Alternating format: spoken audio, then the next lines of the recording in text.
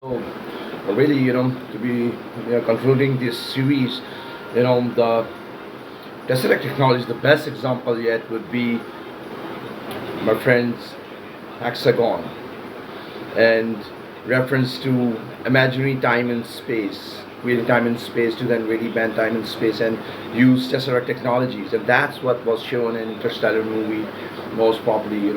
To have these technologies.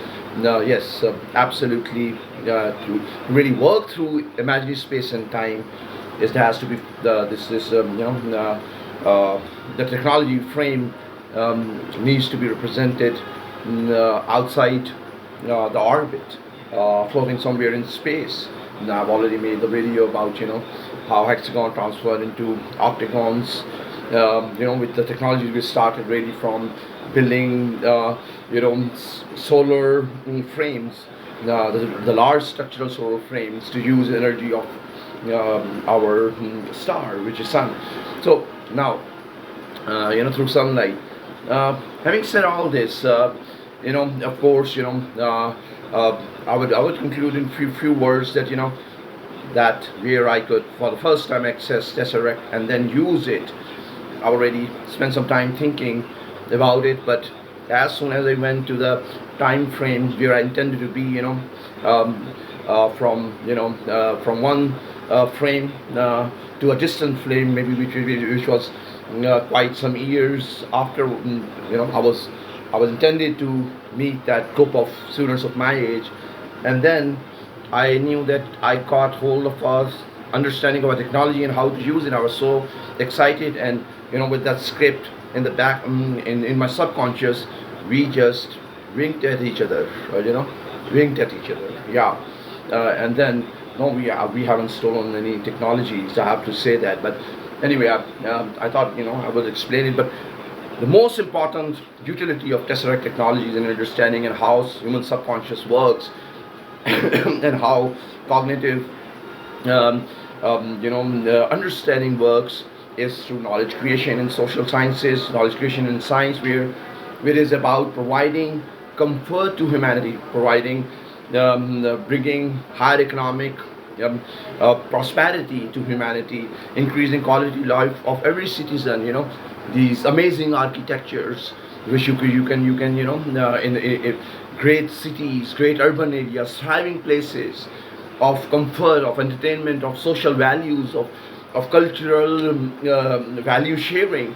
That's what the future is. I mean, I don't need to be. I'm happy walking for miles and working on my physical fitness rather than using these Tesseract technologies to really bend time and space, and instead of I prefer using an airplane to fly from Islamabad or Lahore to New York or London or The Hague or Amsterdam or Paris. I mean, because it's a story it's a human story.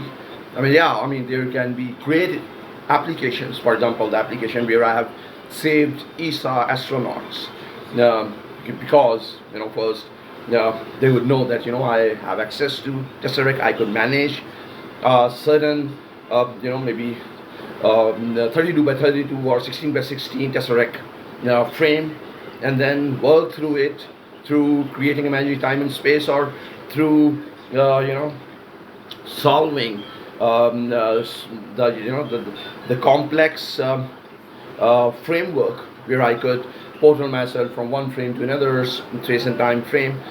But then that's the best utility, like just something where if you have an opportunity once in a lifetime, that to save somebody, and better than it's not better than saving ESA or NASA astronauts. But then that's another story. But yes, it was confirmed by Pakistani media as well while sharing the frame where Pentagon officials, the admirals and generals were sitting in a row. I mean, that's the basic protocol.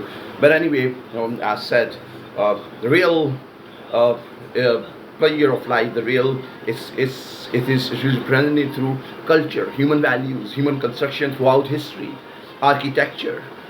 That's what it is all about. I mean, you go and visit the city and experience the city of Riyadh or Dubai, or Qatar, any city in Middle East, or maybe China or Pakistan or India, or then Europe or United States of America or Latin America or East Asia. So it's not, it's an interesting application to understand, what metaphysical cognitive development can really achieve. But then, for me, guys, and my friend, now you might have understood